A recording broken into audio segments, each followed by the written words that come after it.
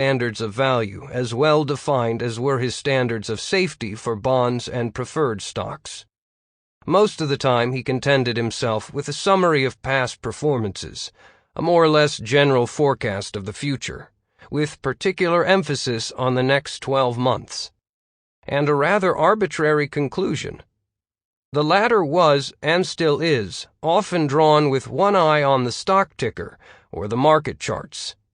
In the past few years, however, much attention has been given by practicing analysts to the problem of valuing growth stocks. Many of these have sold at such high prices in relation to past and current earnings that those recommending them have felt a special obligation to justify their purchase by fairly definite projections of expected earnings running fairly far into the future. Certain mathematical techniques of a rather sophisticated sort have perforce been invoked to support the valuations arrived at. We shall deal with these techniques in foreshortened form a little later. However, we must point out a troublesome paradox here, which is that the mathematical valuations have become most prevalent precisely in those areas where one might consider them least reliable. For the more dependent the valuation becomes on anticipations of the future, and the less it is tied to a figure demonstrated by past performance, the more vulnerable it becomes to possible miscalculation and serious error. A large part of the value found for a high multiplier growth stock is derived from future projections, which differ markedly from past performance, except perhaps in the growth rate itself.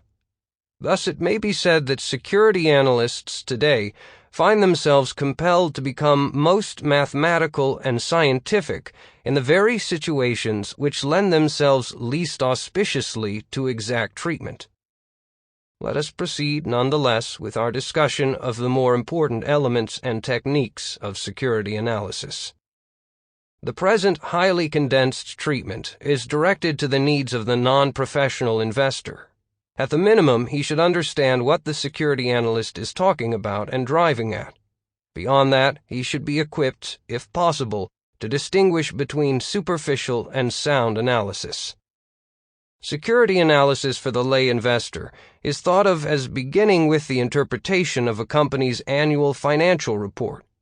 This is a subject which we've covered for laymen in a separate book entitled The Interpretation of Financial Statements. We do not consider it necessary or appropriate to traverse the same ground in this chapter, especially since the emphasis in the present audiobook is on principles and attitudes rather than on information and description. Let us pass on two basic questions underlying the selection of investments. What are the primary tests of safety of a corporate bond or preferred stock? What are the chief factors entering into the valuation of a common stock? Bond analysis. The most dependable, and hence the most respectable, branch of security analysis concerns itself with the safety or quality of bond issues and investment-grade preferred stocks. The chief criterion used for corporate bonds is the number of times that total interest charges have been covered by available earnings for some years in the past. In the case of preferred stocks, it is the number of times that bond interest and preferred dividends combined have been covered. The exact standards applied will vary with different authorities. Since the tests are at bottom arbitrary, there is no way to determine precisely the most suitable criteria. In the 1961 revision of our textbook, Security Analysis, we recommend certain coverage standards, which appear in Table 11. Take a look at it on the enhancement. Our basic test is applied only to the average results for a period of years. Other authorities require also that a minimum coverage be shown for every year considered.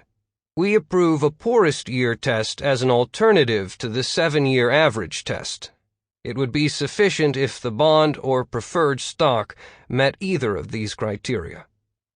It may be objected that the large increase in bond interest rates since 1961 would justify some offsetting reduction in the coverage of charges required. Obviously, it would be much harder for an industrial company to show a 7 times coverage of interest charges at 8% than at 4.5%. To meet this changed situation, we now suggest an alternative requirement related to the percent earned on the principal amount of the debt. These figures might be 33% before taxes for an industrial company, 20% for a public utility, and 25% for a railroad. It should be borne in mind here that the rate actually paid by most companies on their total debt is considerably less than the current 8% figures, since they have the benefit of older issues bearing lower coupons. The poorest year requirement could be set at about 2/3 of the 7-year requirement. In addition to the earnings coverage test, a number of others are generally applied. These include the following. 1. Size of enterprise. There is a minimum standard in terms of volume of business for a corporation, varying as between industrials, utilities, and railroads, and of population for a municipality. 2. Stock equity ratio. This is the ratio of the market price of the junior stock issues to the total face amount of the debt, or the debt plus preferred stock. It is a rough measure of the protection or cushion afforded by the presence of a junior investment that must first bear the brunt of unfavorable developments. This factor includes the market's appraisal of the future prospects of the enterprise. 3. Property value. The asset values, as shown on the balance sheet or as appraised, were formerly considered the chief security and protection for a bond issue. Experience has shown that in most cases safety resides in the earning power, and if this is deficient, the assets lose most of their reputed value. Asset values, however, retain importance as a separate test of ample security for bonds and preferred stocks in 3 enterprise groups: public utilities, because rates may depend largely on the property investment, real estate concerns, and investment companies. At this point, the alert investor should ask, how dependable are tests of safety that are measured by past and present performance, in view of the fact that payment of interest and principal depends upon what the future will bring forth? The answer can be founded only on experience. Investment history shows that bonds and preferred stocks that have met stringent tests of safety, based on the past, have in the great majority of cases been able to face the vicissitudes of the future successfully. This has been strikingly demonstrated in the major field of railroad bonds, a field that has been marked by a calamitous frequency of bankruptcies and serious losses. In nearly every case, the roads that got into trouble had long been overbonded, had shown an inadequate coverage of fixed charges in periods of average prosperity, and would thus have been ruled out by investors who applied strict tests of safety. Conversely, practically every road that has met such tests has escaped financial embarrassment. Our premise was strikingly vindicated by the financial history of the numerous railroads reorganized in the 1940s and in 1950.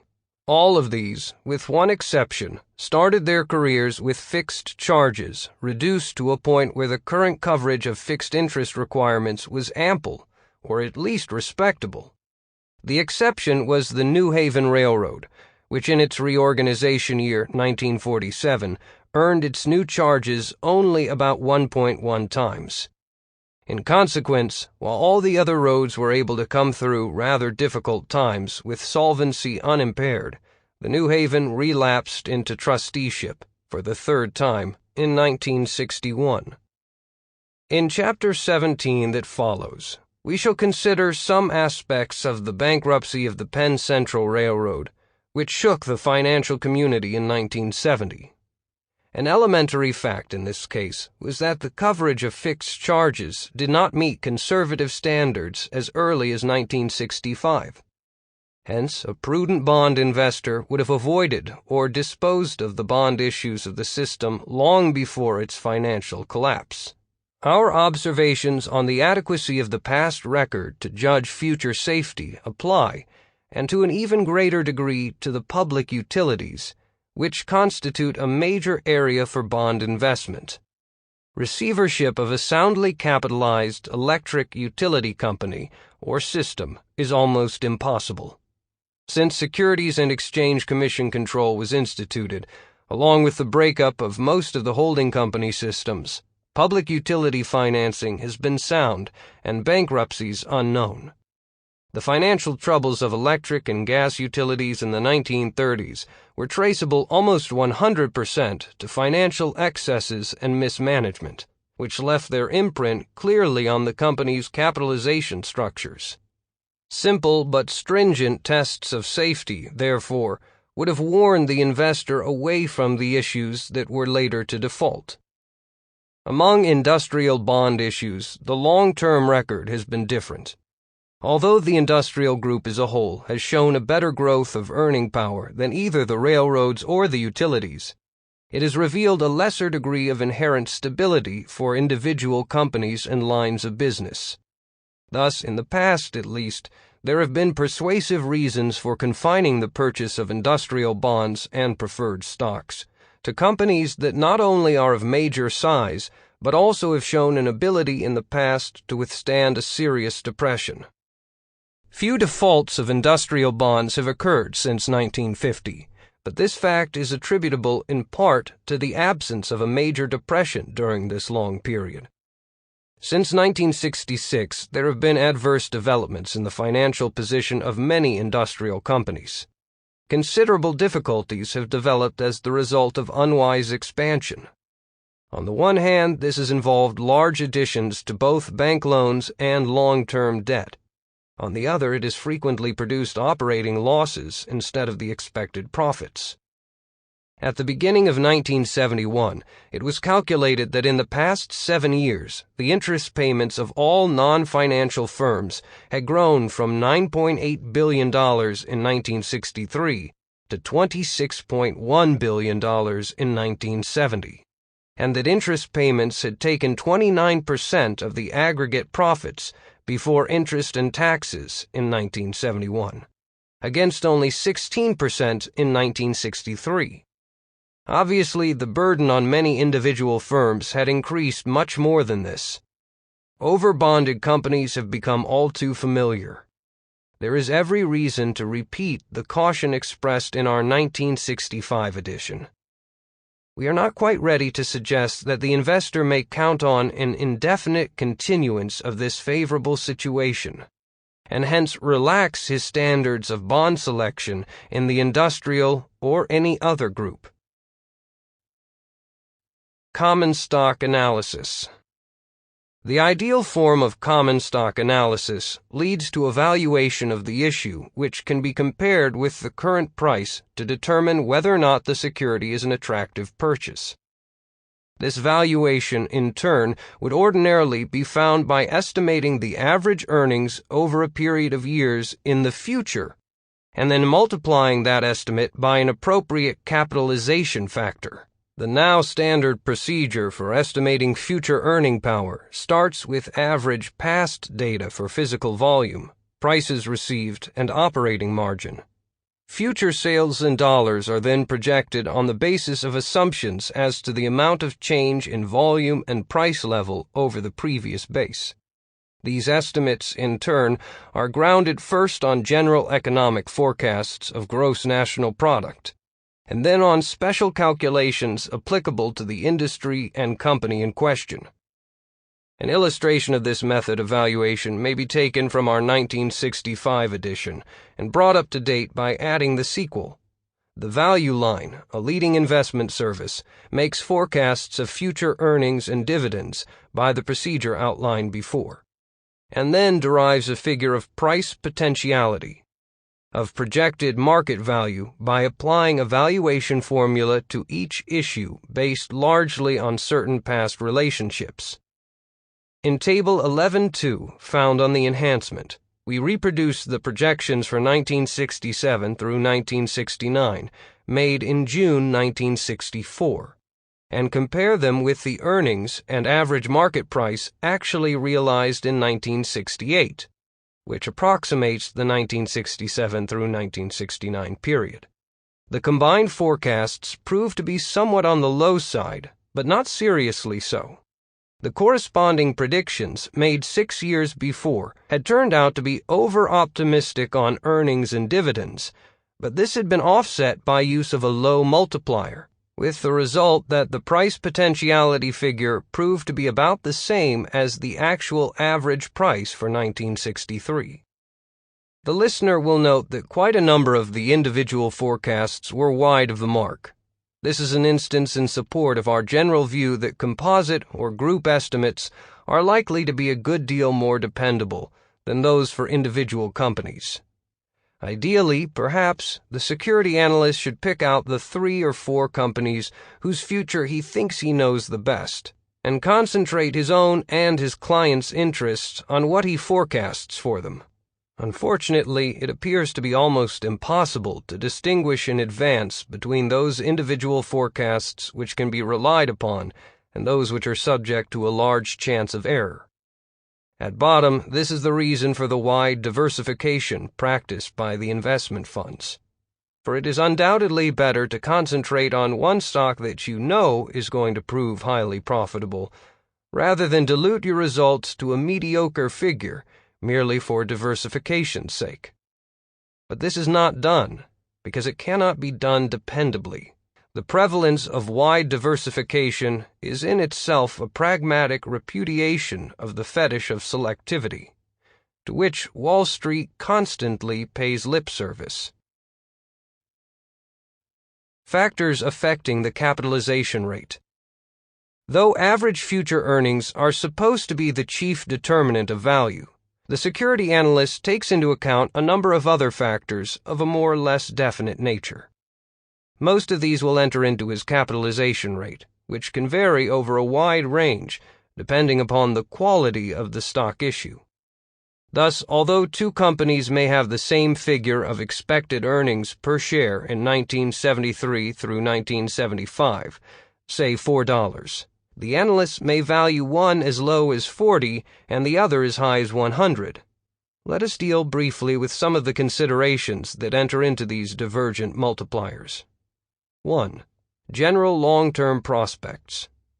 No one really knows anything about what will happen in the distant future, but analysts and investors have strong views on the subject just the same. These views are reflected in the substantial differentials between the price-over-earnings ratios of individual companies and of industry groups. At this point, we added in our 1965 edition. For example, at the end of 1963, the chemical companies in the DJIA were selling at considerably higher multipliers than the oil companies, indicating stronger confidence in the prospects of the former than of the latter. Such distinctions made by the market are often soundly based, but when dictated mainly by past performance, they are as likely to be wrong as right.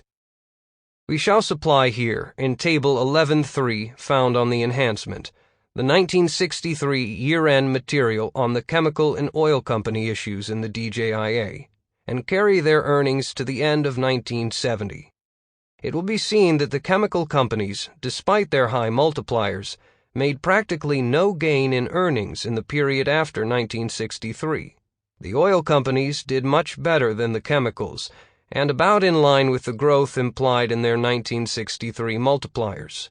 Thus, our chemical stock example proved to be one of the cases in which the market multipliers were proven wrong. 2. Management.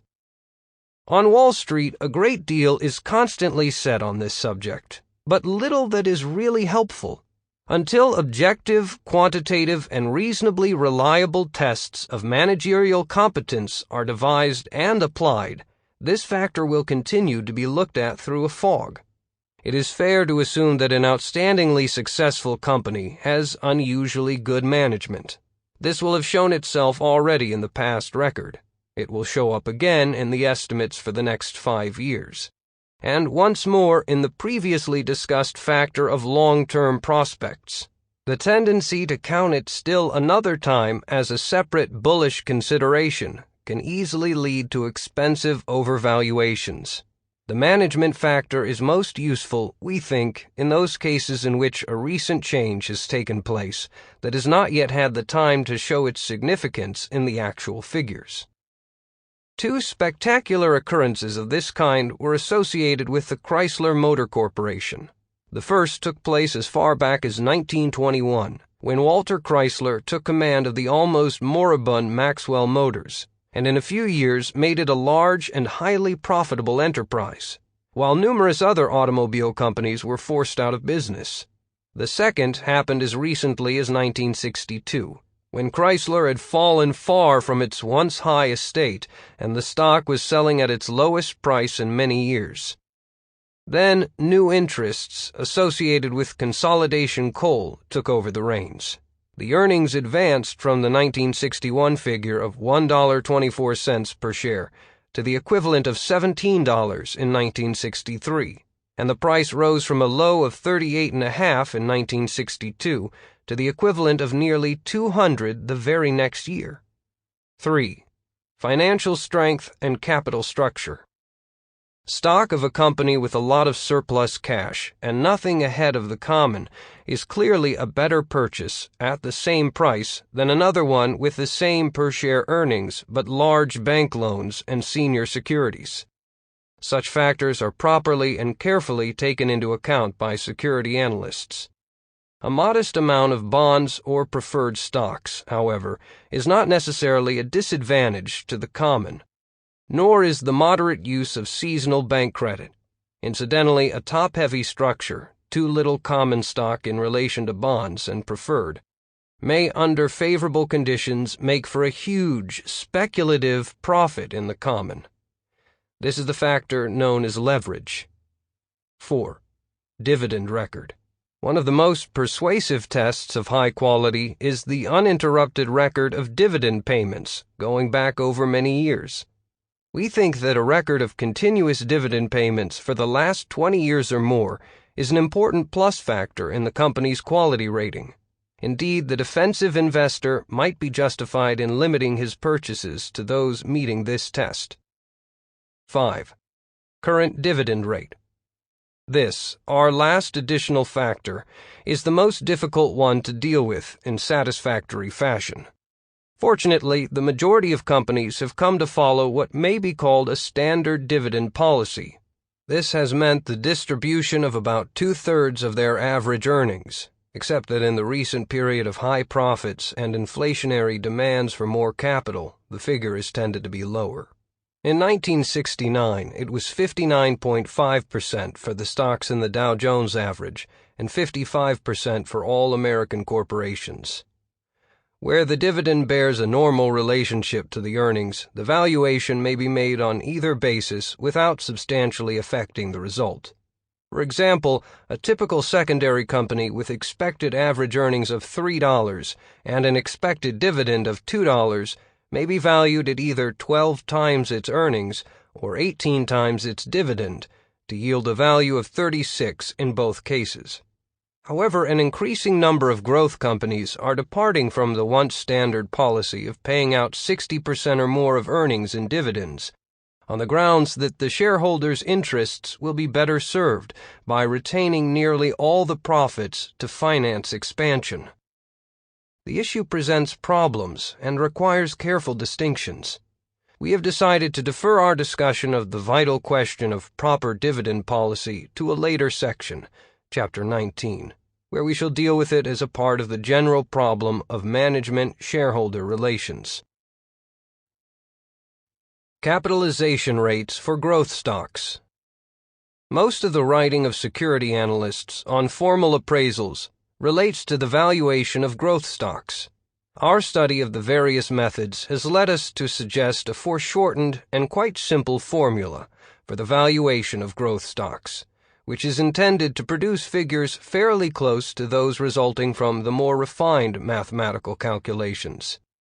Our formula is value equals current normal earnings times 8.5 plus twice the expected annual growth rate.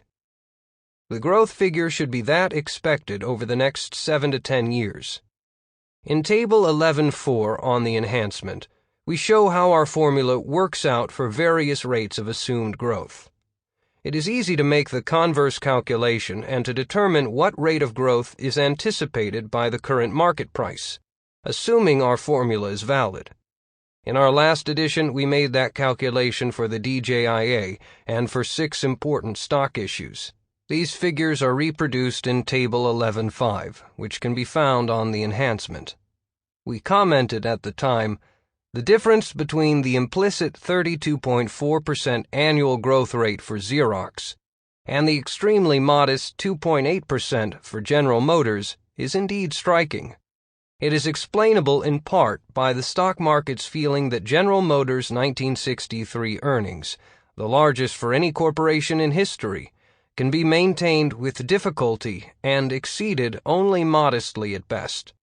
The price-earnings ratio of Xerox, on the other hand, is quite representative of speculative enthusiasm fastened upon a company of great achievement and perhaps still greater promise. The implicit or expected growth rate of 5.1% for the DJIA companies, with an actual annual increase of 3.4% compounded between 1951 through 1953 and 1961 through 1963. We should have added a caution somewhat as follows. The valuations of expected high-growth stocks are necessarily on the low side, if we were to assume these growth rates will actually be realized.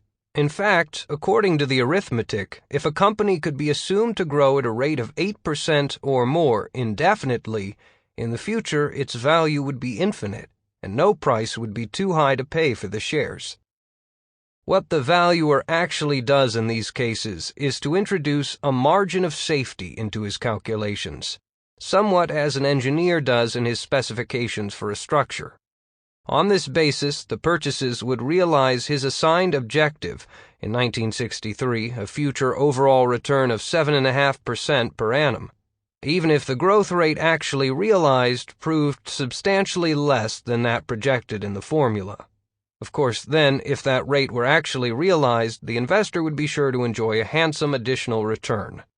There is really no way of valuing a high-growth company with an expected rate above, say, 8% annually, in which the analysts can make realistic assumptions of both the proper multiplier for the current earnings and the expectable multiplier for the future earnings. As it happened, the actual growth for Xerox and IBM proved very close to the high rates implied from our formula. As just explained, this fine showing inevitably produced a large advance in the price of both issues. The growth of the DJIA itself was also about as projected by the 1963 closing market price.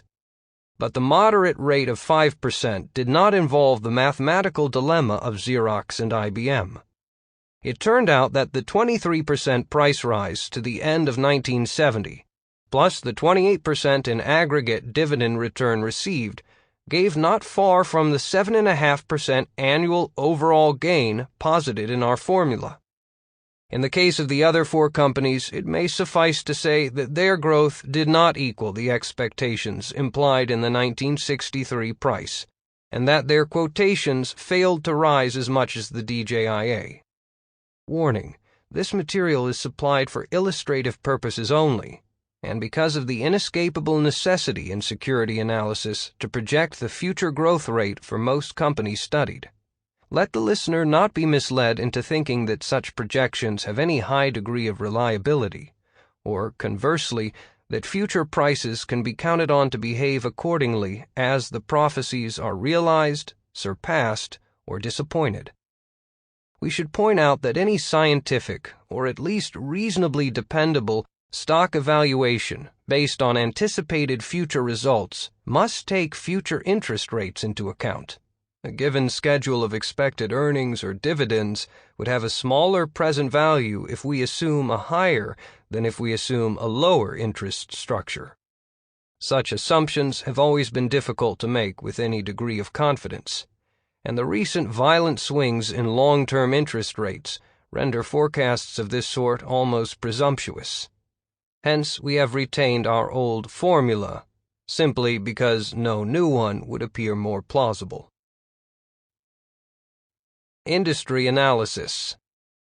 Because the general prospects of the enterprise carry major weight in the establishment of market prices, It is natural for the security analyst to devote a great deal of attention to the economic position of the industry and of the individual company in its industry.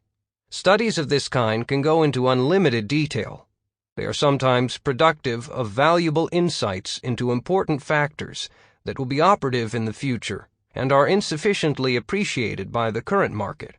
Where a conclusion of that kind can be drawn with a fair degree of confidence, it affords a sound basis for investment decisions.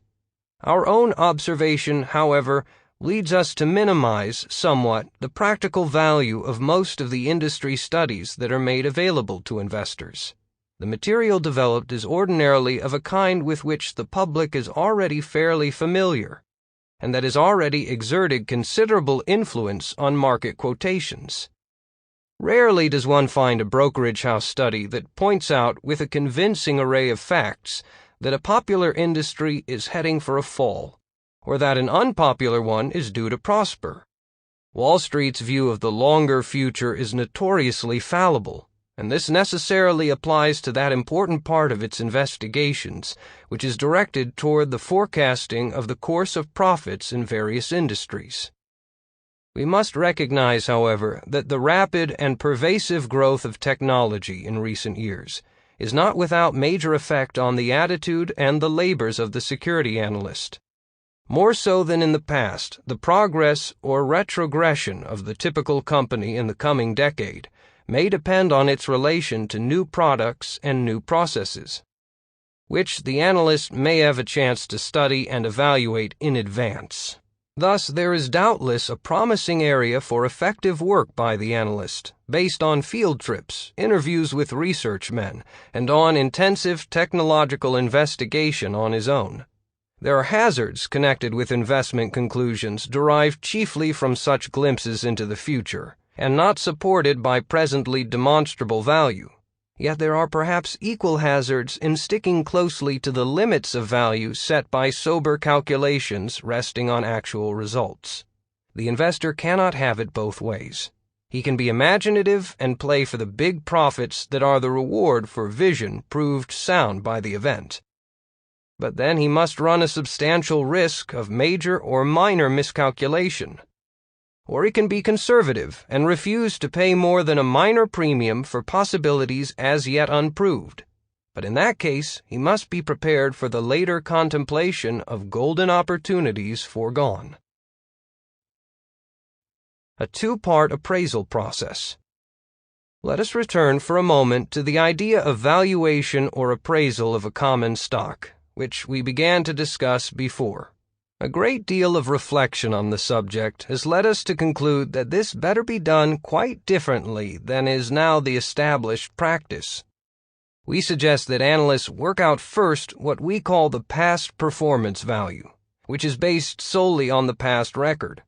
This would indicate what the stock would be worth, absolutely or as a percentage of the DJIA or of the S&P composite, if it is assumed that its relative past performance will continue unchanged in the future. This includes the assumption that its relative growth rate, as shown in the last 7 years, will also continue unchanged over the next 7 years.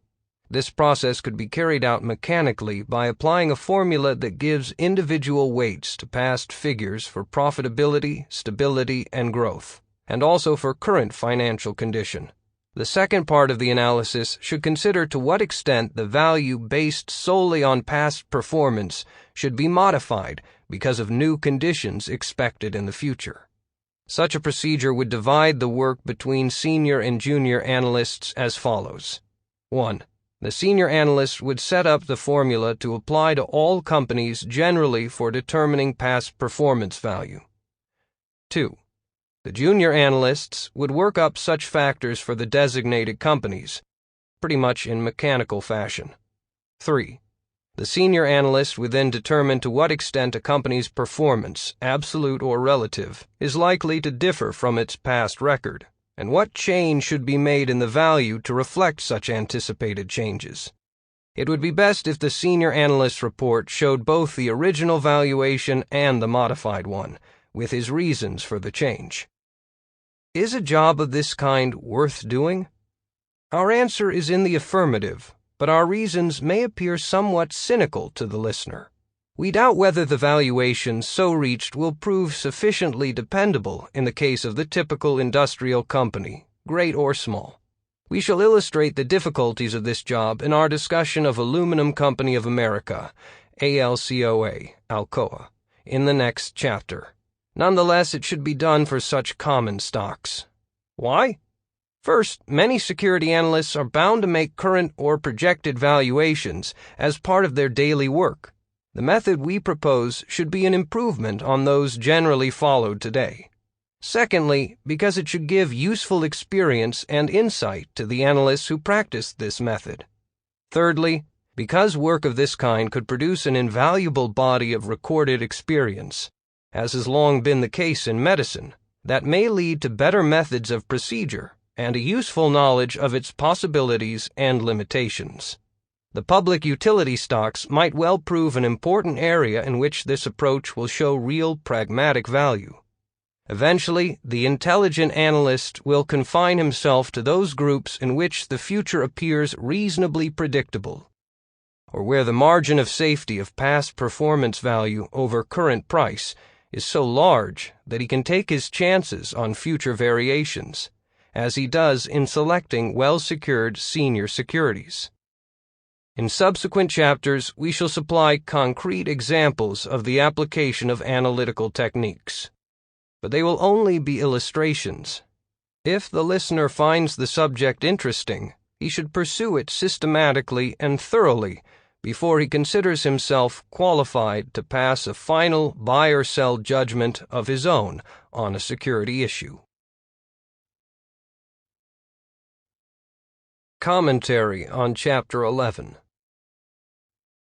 Would you tell me, please, which way I ought to go from here? That depends a good deal on where you want to get to, said the cat. Lewis Carroll, Alice's Adventures in Wonderland. Putting a price on the future. Which factors determine how much you should be willing to pay for a stock? What makes one company worth 10 times earnings and another worth 20 times? How can you be reasonably sure that you are not overpaying for an apparently rosy future that turns out to be a murky nightmare? Graham feels that 5 elements are decisive. He summarizes them as the company's general long-term prospects, the quality of its management, its financial strength and capital structure, its dividend record, and its current dividend rate. Let's look at these factors in the light of today's market. The long-term prospects. Nowadays, the intelligent investor should begin by downloading at least 5 years' worth of annual reports, Form 10K, from the company's website, or from the Edgar database at www.sec.gov.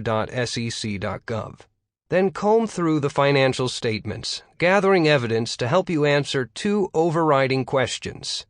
What makes this company grow? Where do and where will its profits come from? Among the problems to watch for, the company is a serial acquirer. An average of more than 2 or 3 acquisitions a year is a sign of potential trouble. After all, if the company itself would rather buy the stock of other businesses than invest in its own, shouldn't you take the hint and look elsewhere too? And check the company's track record as an acquirer. Watch out for corporate bulimics, firms that wolf down big acquisitions, only to end up vomiting them back out. Lucent, Mattel, Quaker Oats, and Tyco International are among the companies that have had to disgorge acquisitions at sickening losses. Other firms take chronic write-offs or accounting charges proving that they overpaid for their past acquisitions. That's a bad omen for future deal-making. The company is an OPM addict, borrowing debt or selling stock to raise boatloads of other people's money. These fat infusions of OPM are labeled cash from financing activities on the statement of cash flows in the annual report. They can make a sick company appear to be growing, even if its underlying businesses are not generating enough cash, as Global Crossing and WorldCom showed not long ago. The company is a Johnny One Note, relying on one customer or a handful for most of its revenues. In October 1999, fiber optics maker Sycamore Networks Incorporated sold stock to the public for the first time.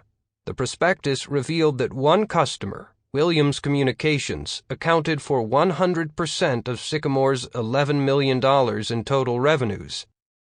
Traders blithely valued Sycamore's shares at $15 billion. Unfortunately, Williams went bankrupt just over 2 years later. Although Sycamore picked up other customers, its stock lost 97% between 2000 and 2002. As you study the sources of growth and profit, stay on the lookout for positives as well as negatives. Among the good signs, the company has a wide moat or competitive advantage. Like castles, some companies can easily be stormed by marauding competitors, while others are almost impregnable. Several forces can widen a company's moat. A strong brand identity. Think of Harley-Davidson, whose buyers tattoo the company's logo onto their bodies. A monopoly or near monopoly on the market. Economies of scale, or the ability to supply huge amounts of goods or services cheaply. Consider Gillette, which churns out razor blades by the billion. A unique, intangible asset. Think of Coca-Cola, whose secret formula for flavored syrup has no real physical value, but maintains a priceless hold on consumers. A resistance to substitution. Most businesses have no alternative to electricity, so utility companies are unlikely to be supplanted anytime soon. The company is a marathoner, not a sprinter. By looking back at the income statements, you can see whether revenues and net earnings have grown smoothly and steadily over the previous 10 years. A recent article in the Financial Analyst Journal confirmed what other studies and the sad experience of many investors have shown, that the fastest-growing companies tend to overheat and flame out. If earnings are growing at a long-term rate of 10% pre-tax or 6% to 7% after tax, that may be sustainable. But the 15% growth hurdle that many companies set for themselves is delusional, and an even higher rate, or a sudden burst of growth in 1 or 2 years, is all but certain to fade, just like an inexperienced marathoner who tries to run the whole race as if it were a 100-meter dash. The company sows and reaps. No matter how good its products or how powerful its brands, a company must spend some money to develop new business. While research and development spending is not a source of growth today, it may well be tomorrow, particularly if a firm has a proven record of rejuvenating its businesses with new ideas and equipment. The average budget for research and development varies across industries and companies. In 2002, Procter & Gamble spent about 4% of its net sales on R&D, while 3M spent 6.5%, and Johnson & Johnson 10.9%. In the long run, a company that spends nothing on R&D is at least as vulnerable as one that spends too much. The quality and conduct of management. A company's executives should say what they will do, then do what they said. Read the past annual reports to see what forecasts the managers made and if they fulfilled them or fell short. Managers should forthrightly admit their failures and take responsibility for them, rather than blaming all-purpose scapegoats like the economy, uncertainty, or weak demand. Check whether the tone and substance of the chairman's letters stay constant or fluctuate with the latest fads on Wall Street. Pay special attention to boom years like 1999. Did the executives of a cement or underwear company suddenly declare that they were on the leading edge of the transformative software revolution? These questions can also help you determine whether the people who run the company will act in the interests of the people who own the company. Are they looking out for number one?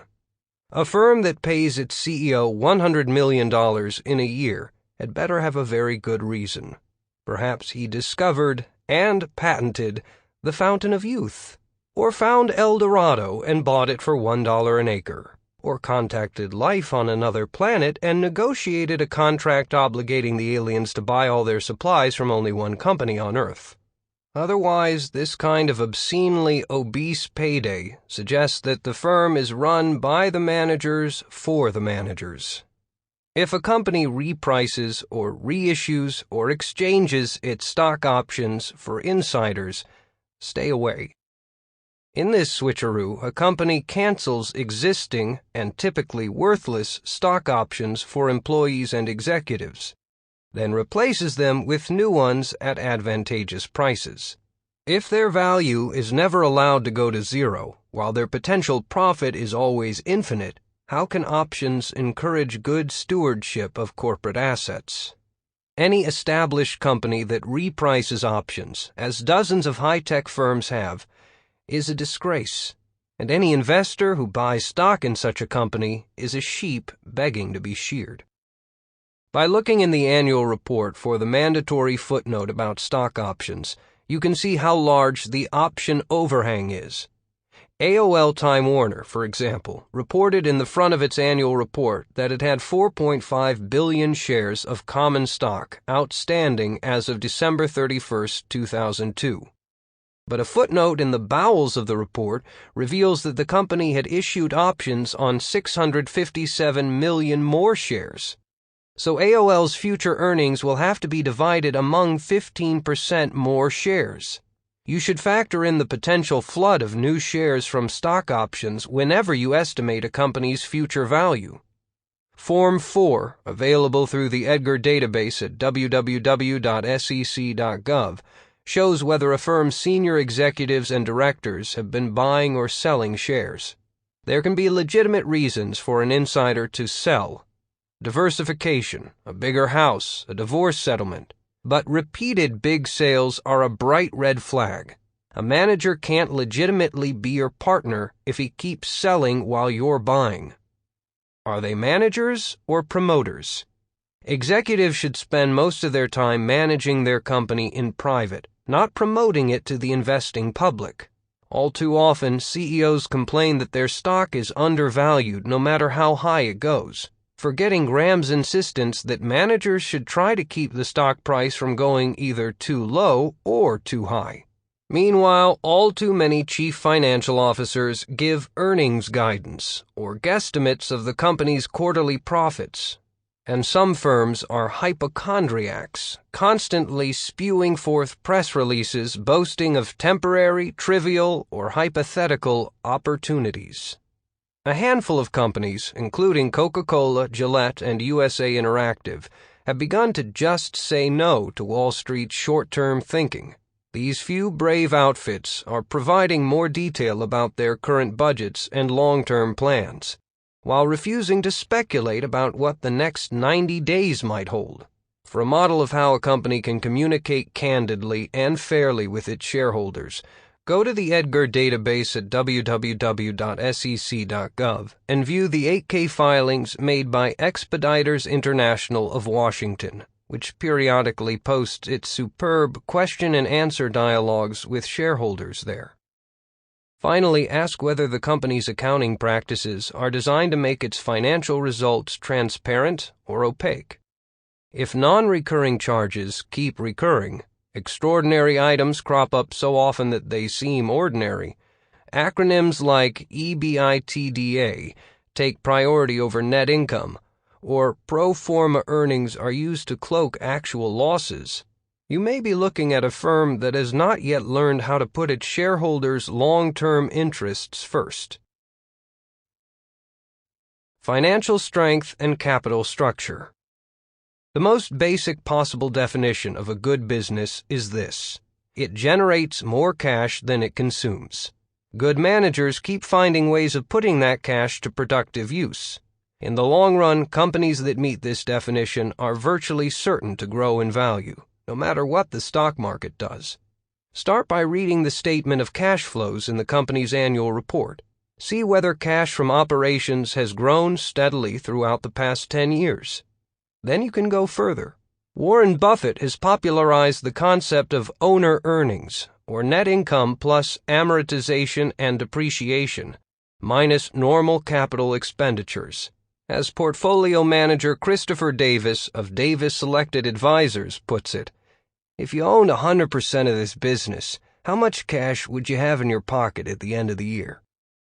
Because it adjusts for accounting entries like amortization and depreciation that do not affect the company's cash balances, owner earnings can be a better measure than reported net income. To fine-tune the definition of owner earnings, you should also subtract from reported net income any costs of granting stock options, which divert earnings away from existing shareholders into the hands of new inside owners. Any unusual, non-recurring, or extraordinary charges. Any income from the company's pension fund. If owner earnings per share have grown at a steady average of at least 6% or 7% over the past 10 years, the company is a stable generator of cash, and its prospects for growth are good. Next, look at the company's capital structure. Turn to the balance sheet and see how much debt, including preferred stock, the company has. In general, long-term debt should be under 50% of total capital. In the footnotes to the financial statements, determine whether the long-term debt is fixed rate, with constant interest payments, or variable, with payments that fluctuate, which could become costly if interest rates rise. Look in the annual report for the exhibit or statement showing the ratio of earnings to fixed charges. That exhibit to Amazon.com's 2002 annual report shows that Amazon's earnings fell $145 million short of covering its interest costs. In the future, Amazon will either have to earn much more from its operations or find a way to borrow money at lower rates. Otherwise, the company could end up being owned not by its shareholders, but by its bondholders, who can lay claim to Amazon's assets if they have no other way of securing the interest payments they are owed. To be fair, Amazon's ratio of earnings to fixed charges was far healthier in 2002 than 2 years earlier, when earnings fell $1.1 billion short of covering debt payments. A few words on dividends and stock policy. For more, please listen to Chapter 19. The burden of proof is on the company to show you that you are better off if it does not pay a dividend. If the firm has consistently outperformed the competition in good markets and bad, the managers are clearly putting the cash to optimal use. If, however, business is faltering or the stock is underperforming its rivals, then the managers and directors are misusing the cash by refusing to pay a dividend. Companies that repeatedly split their shares and hype those splits in breathless press releases treat their investors like dolts. Like Yogi Berra, who wanted his pizza cut into 4 slices because I don't think I can eat 8. The shareholders who love stock splits miss the point. 2 shares of a stock at $50 are not worth more than 1 share at $100.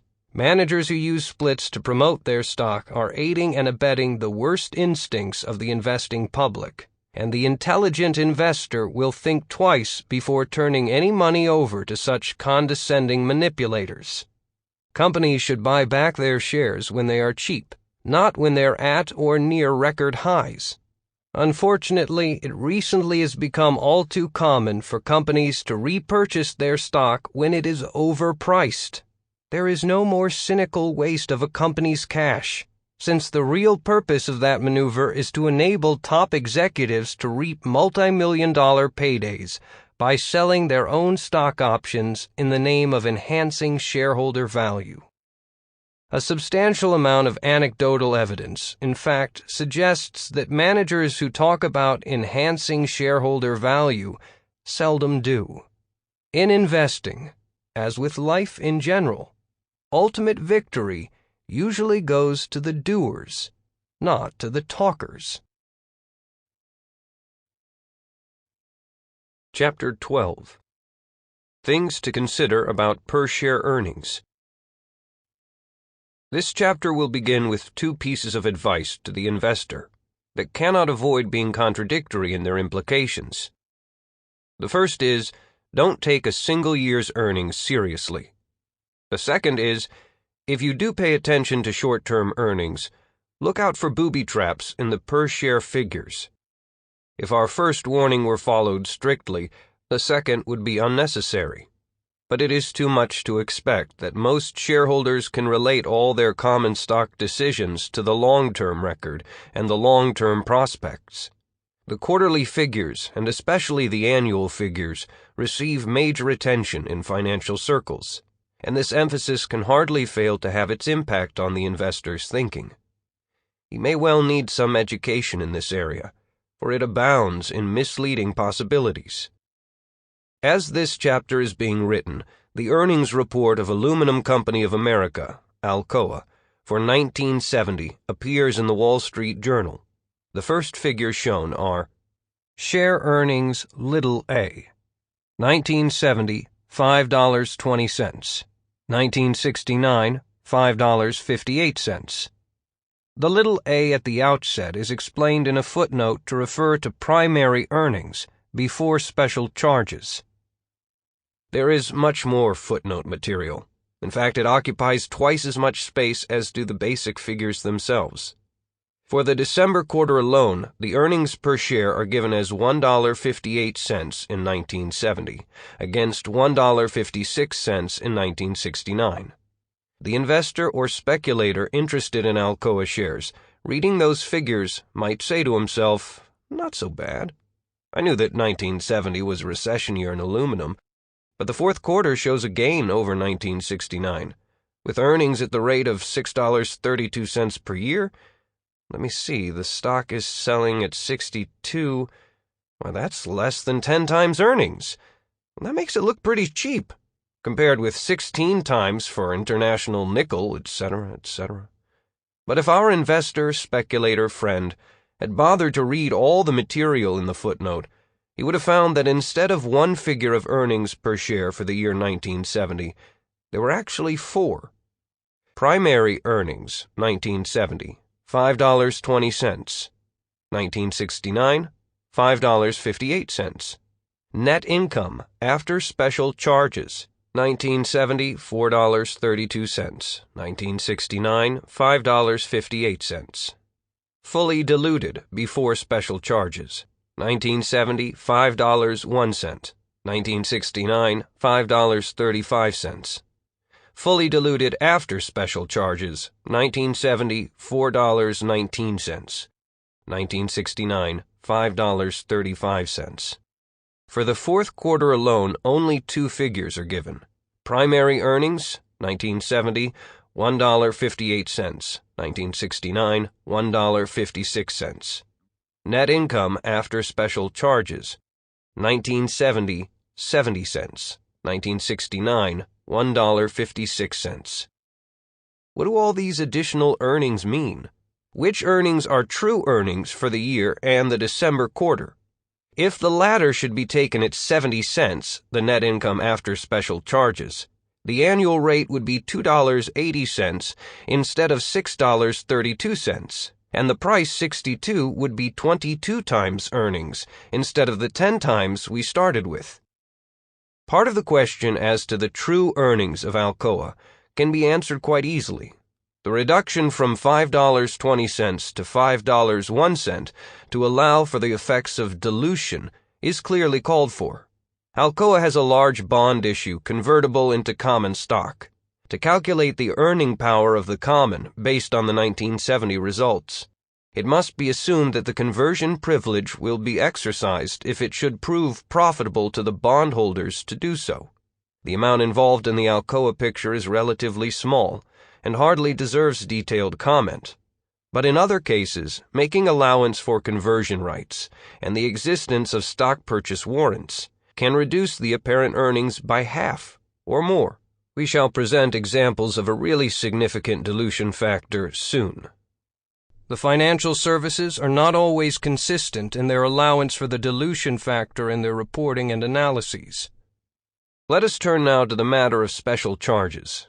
This figure of $18,800,000, or 88 cents per share, deducted in the fourth quarter, is not unimportant. Is it to be ignored entirely, or fully recognized as an earnings reduction, or partly recognized and partly ignored? The alert investor might ask himself also, how does it happen that there was a virtual epidemic of such special charge-offs appearing after the close of 1970, but not in previous years? Could there possibly have been some fine Italian hands at work with the accounting? But always, of course, within the limits of the permissible. When we look closely, we may find that such losses, charged off before they actually occur, can be charmed away, as it were, with no unhappy effect on either past or future primary earnings. In some extreme cases, they might be availed of to make subsequent earnings appear nearly twice as large as in reality, by a more or less prestigious treatment of the tax credit involved. In dealing with Alcoa's special charges, the first thing to establish is how they arose. The footnotes are specific enough. The deductions came from 4 sources: management's estimate of the anticipated costs of closing down the manufactured products division. 2. Ditto for closing down Alcoa Castings Company's plants. 3. Ditto for losses in phasing out Alcoa Credit Company. 4. Also, estimated costs of $5.3 million associated with completion of the contract for a curtain wall. All of these items are related to future costs and losses. It is easy to say that they're not part of the regular operating results of 1970, but if so, where do they belong? Are they so extraordinary and non-recurring as to belong nowhere? A widespread enterprise such as Alcoa, doing a $1.5 billion business annually, must have a lot of divisions, departments, affiliates, and the like. Would it not be normal, rather than extraordinary, for one or more to prove unprofitable, and to require closing down? Similarly for such things as a contract to build a wall. Suppose that at any time a company had a loss on any part of its business, it had the bright idea of charging it off as a special item, and thus reporting its primary earnings per share so as to include only its profitable contracts and operations. Like King Edward VII's sundial that marked only the sunny hours. The listener should note 2 ingenious aspects of the Alcoa procedure we've been discussing. The first is that by anticipating future losses, the company escapes the necessity of allocating the losses themselves to an identifiable year. They don't belong in 1970 because they were not actually taken in that year, and they won't be shown in the year when they are actually taken because they've already been provided for. Neat work. But might it not be just a little misleading? The Alcoa footnote says nothing about the future tax saving from these losses. Most other statements of this sort state specifically that only the after-tax effect has been charged off. If the Alcoa figure represents future losses before the related tax credit, then not only will future earnings be freed from the weight of these charges, as they are actually incurred, but they will be increased by a tax credit of some 50% thereof. It is difficult to believe that the accounts will be handled that way, but it is a fact that certain companies which have had large losses in the past have been able to report future earnings without charging the normal taxes against them, in that way making a very fine profits appearance indeed, based, paradoxically enough, on their past disgraces. Tax credits resulting from past years' losses are now being shown separately as special items, but they will enter into future statistics as part of the final net income figure. However, a reserve now set up for future losses, if net of expected tax credit, should not create an addition of this sort to the net income of later years. The other ingenious feature is the use by Alcoa and many other companies of the 1970 year-end for making these special charge-offs. The stock market took what appeared to be a bloodbath in the first half of 1970. Everyone expected relatively poor results for the year for most companies. Wall Street was now anticipating better results in 1971, 1972, etc. What a nice arrangement, then, to charge as much as possible to the bad year, which had already been written off mentally and had virtually receded into the past, leaving the way clear for nicely fattened figures in the next few years. Perhaps this is good accounting, good business policy, and good for management-shareholder relationships. But we have lingering doubts. The combination of widely, or should it be wildly, diversified operations, with the impulse to clean house at the end of 1970, has produced some strange-looking footnotes to the annual reports.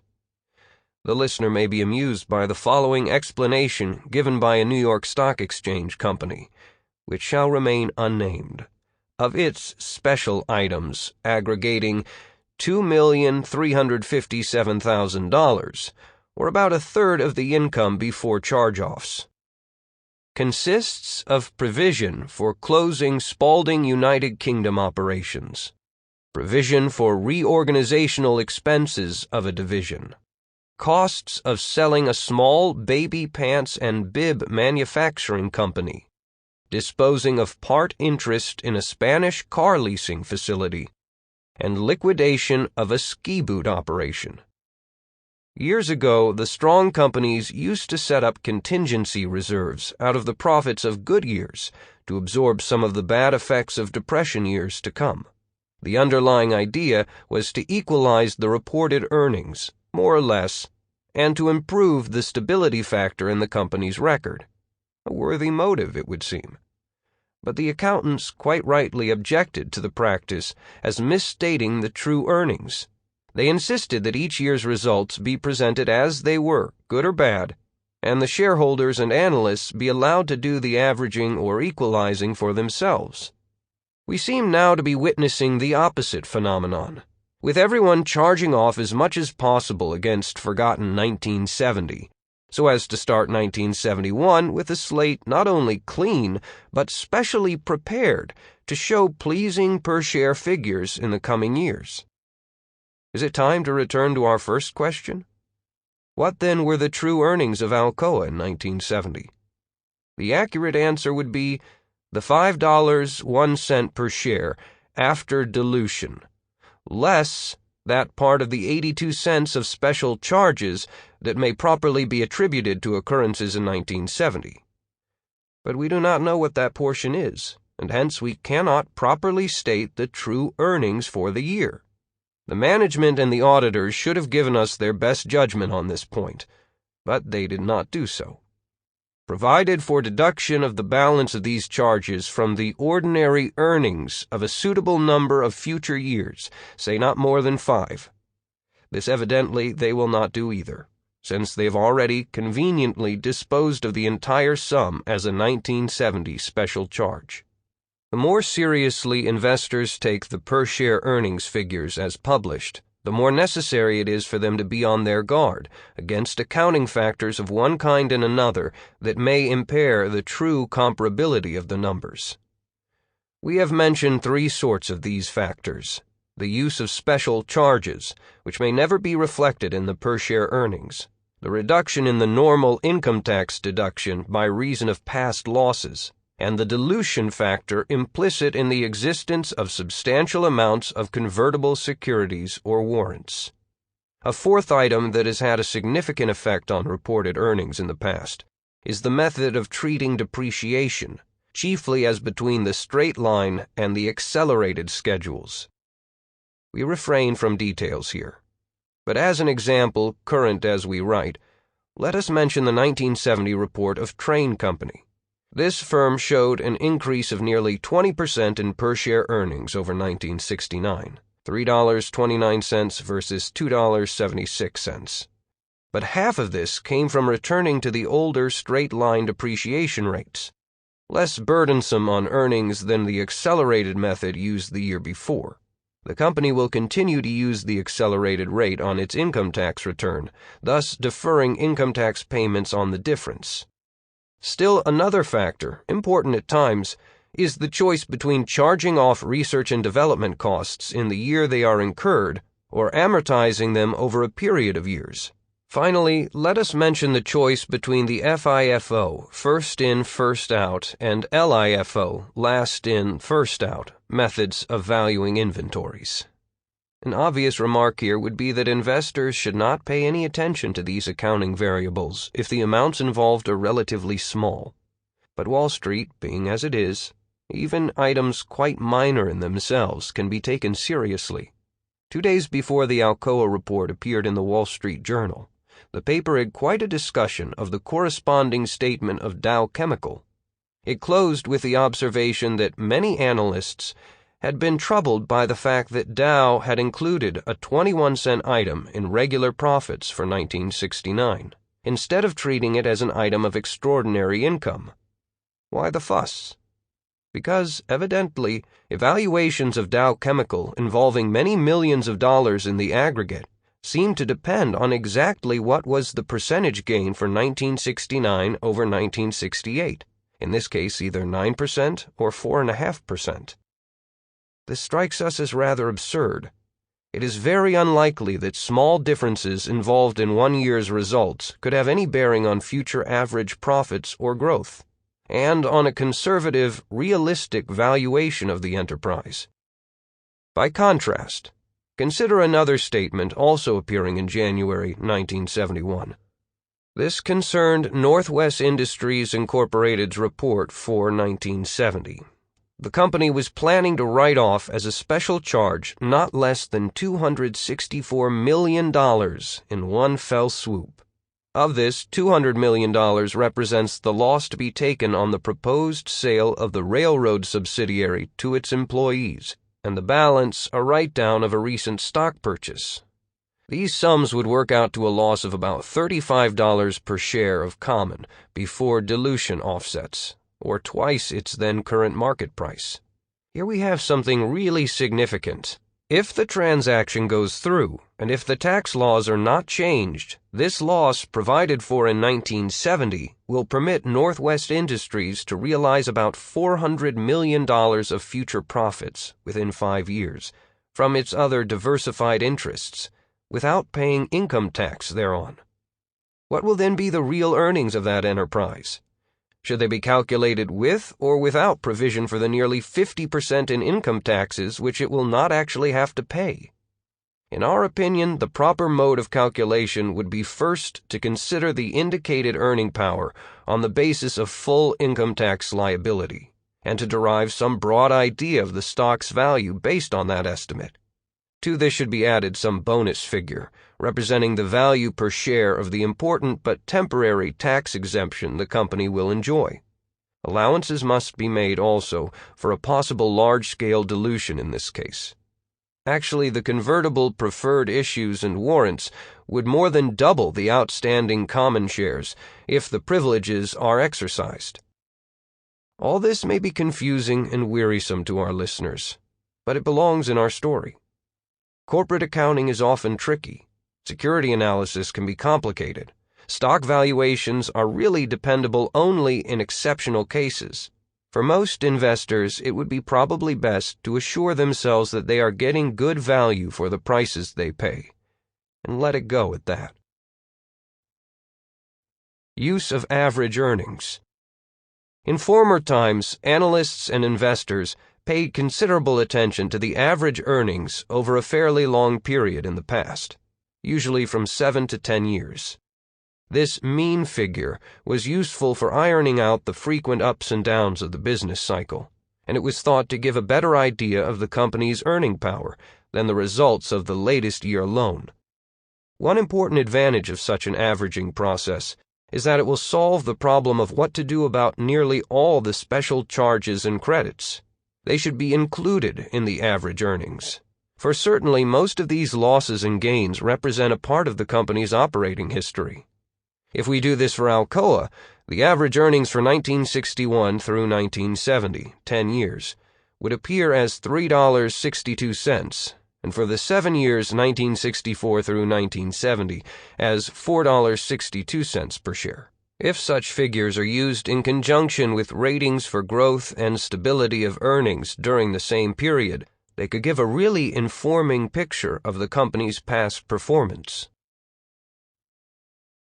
Calculation of the past growth rate. It is of prime importance that the growth factor in a company's record be taken adequately into account. Where the growth has been large, the recent earnings will be well above the 7 or 10-year average, and analysts may deem these long-term figures irrelevant. This need not be the case. The earnings can be given in terms both of the average and the latest figure.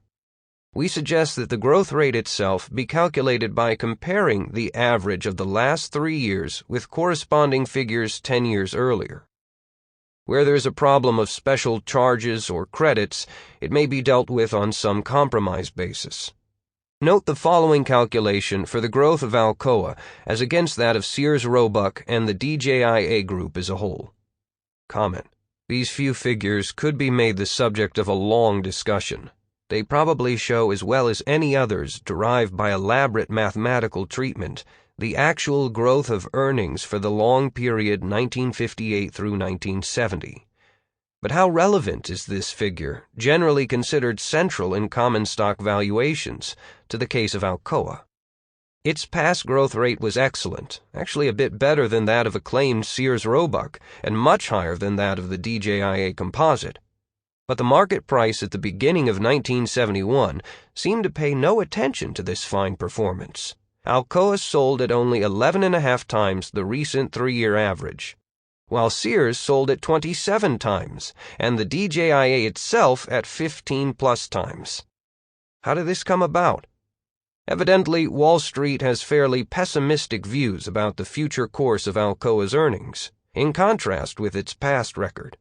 Surprisingly enough, the high price for Alcoa was made as far back as 1959.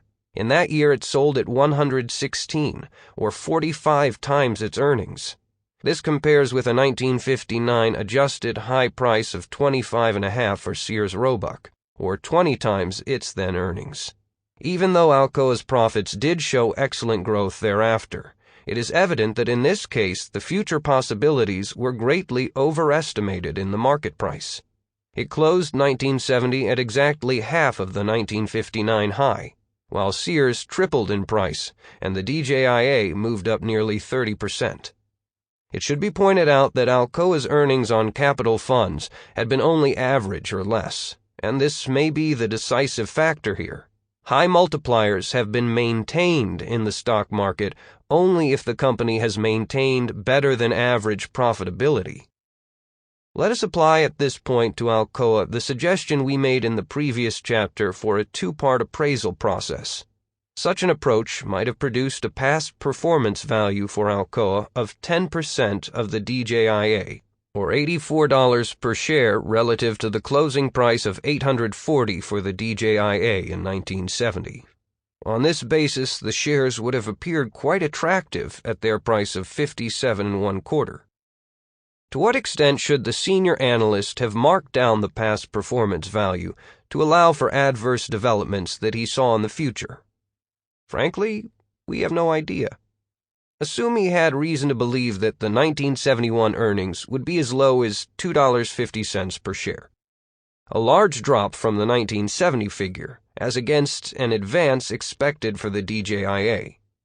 Very likely the stock market would take this poor performance quite seriously, but would it really establish the once mighty Aluminum Company of America as a relatively unprofitable enterprise, to be valued at less than its tangible assets behind the shares?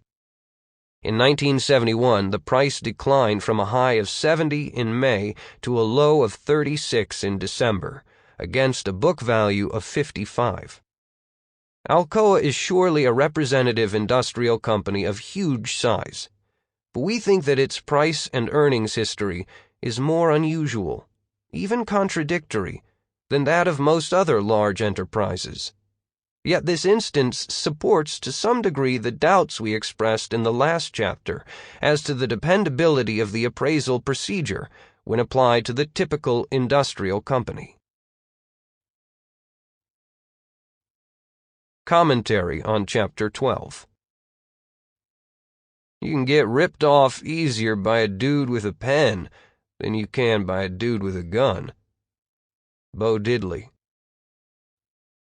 The numbers game. Even Graham would have been startled by the extent to which companies and their accountants pushed the limits of propriety in the past few years. Compensated heavily through stock options, top executives realized that they could become fabulously rich merely by increasing their company's earnings for just a few years running. Hundreds of companies violated the spirit, if not the letter, of accounting principles, turning their financial reports into gibberish, tarting up ugly results with cosmetic fixes, cloaking expenses, or manufacturing earnings out of thin air. Let's look at some of these unsavory practices. As if. Perhaps the most widespread bit of accounting hocus-pocus was the pro forma earnings fad. There's an old saying on Wall Street that every bad idea starts out as a good idea, and pro forma earnings presentation is no different. The original point was to provide a truer picture of the long-term growth of earnings by adjusting for short-term deviations from the trend, or for supposedly non-recurring events. A pro forma press release might, for instance, show what a company would have earned over the past year if another firm it just acquired had been part of the family for the entire 12 months. But as the naughty 90s advanced, companies just couldn't leave well enough alone. Just look at these examples of pro forma flim-flam. For the quarter ended September 30th, 1999, InfoSpace Incorporated presented its pro forma earnings as if it had not paid $159 million in preferred stock dividends. For the quarter ended October 31st, 2001, BEA Systems Incorporated presented its pro forma earnings as if it had not paid $193 million in payroll taxes on stock options exercised by its employees. For the quarter ended March 31st, 2001, JDS Uniphase Corporation presented its pro forma earnings as if it had not paid $4 million in payroll taxes, had not lost $7 million investing in lousy stocks, and had not incurred $2.5 billion in charges related to mergers and goodwill. In short, pro forma earnings enable companies to show how well they might have done if they hadn't done as badly as they did. As an intelligent investor, the only thing you should do with pro forma earnings is ignore them. Hungry for recognition. In 2000, QS Communications International Incorporated, the telecommunications giant, looked strong. Its shares dropped less than 5%, even as the stock market lost more than 9% that year. But QWest's financial reports held an odd little revelation. In late 1999, QWest decided to recognize the revenues from its telephone directories as soon as the phone books were published, even though, as anyone who's ever taken out a Yellow Page advertisement knows, many businesses pay for those ads in monthly installments. Abracadabra. That piddly-sounding change in accounting principle pumped up 1999 net income by $240 million after taxes, a fifth of all the money QWest earned that year.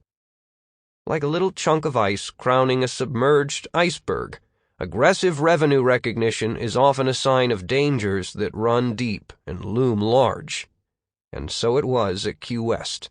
By early 2003, after reviewing its previous financial statements, the company announced that it had prematurely recognized profits on equipment sales, improperly recorded the costs of services provided by outsiders, inappropriately booked costs as if they were capital assets rather than expenses, and unjustifiably treated the exchange of assets as if they were outright sales.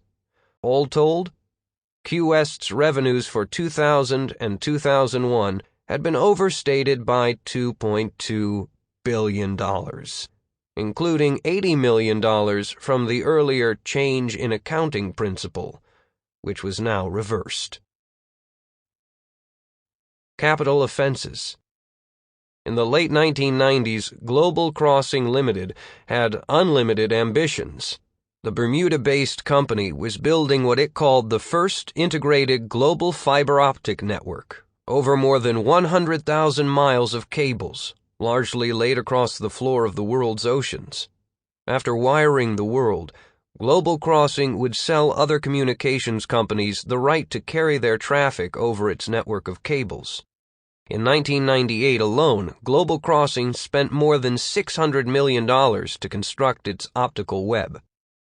That year, nearly a third of the construction budget was charged against revenues as an expense called cost of capacity sold.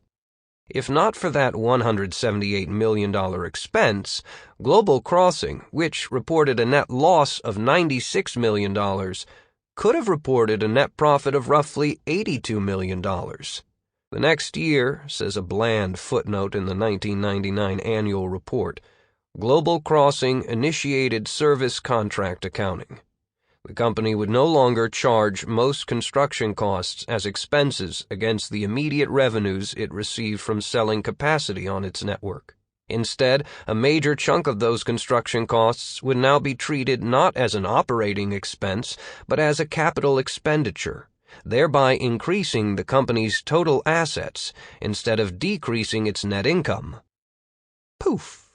In one wave of the wand, Global Crossing's property and equipment assets rose by $575 million, while its cost of sales increased by a mere $350 million, even though the company was spending money like a drunken sailor.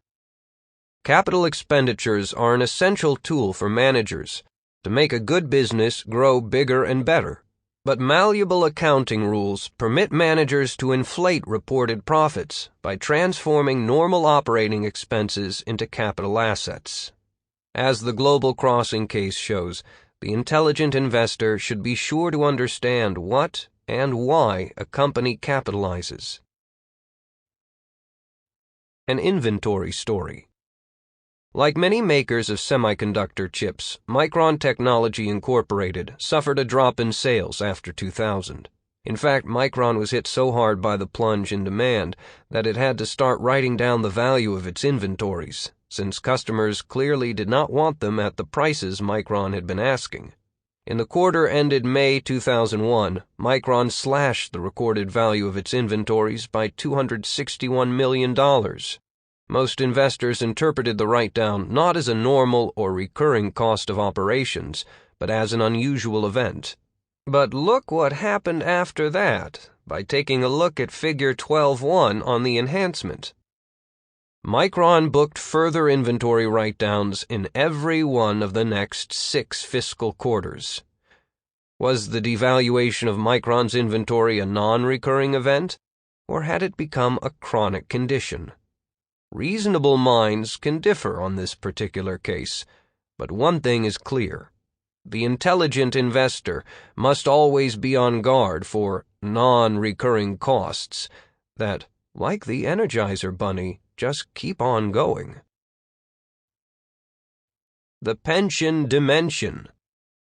In 2001, SBC Communications Incorporated, which owns interests in Singular Wireless, Pactel, and Southern New England Telephone, earned $7.2 billion in net income, a stellar performance in a bad year for the overextended telecom industry. But that gain didn't come only from SBC's business.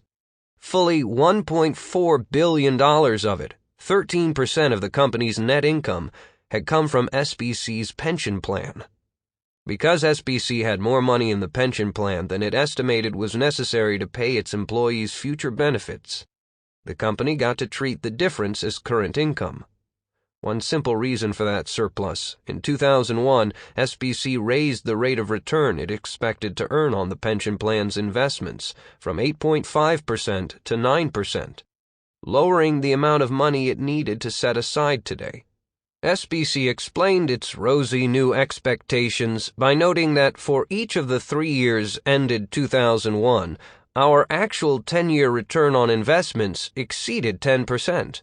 In other words, our past returns have been high, so let's assume that our future returns will be too. But that not only flunked the most rudimentary tests of logic, It flew in the face of the fact that interest rates were falling to near-record lows, depressing the future returns on the bond portion of a pension portfolio. The same year, in fact, Warren Buffett's Berkshire Hathaway lowered the expected rate of return on its pension assets from 8.3% to 6.5%. Was SBC being realistic in assuming that its pension fund managers could significantly outperform the world's greatest investor? Probably not.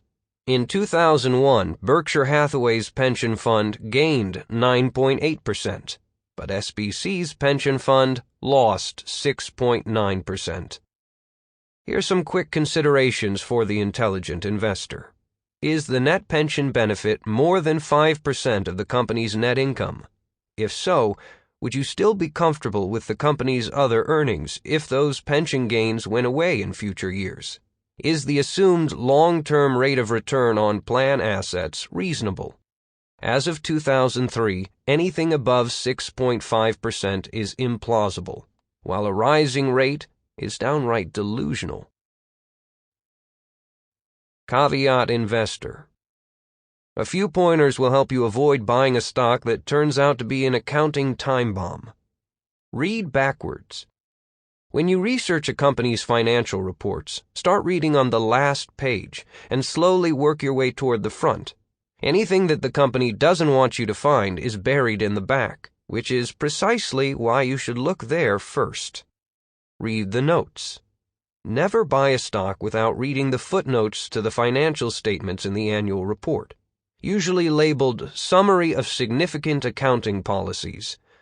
One keynote describes how the company recognizes revenue, records inventories, treats installment or contract sales, expenses its marketing costs, and accounts for the other major aspects of its business.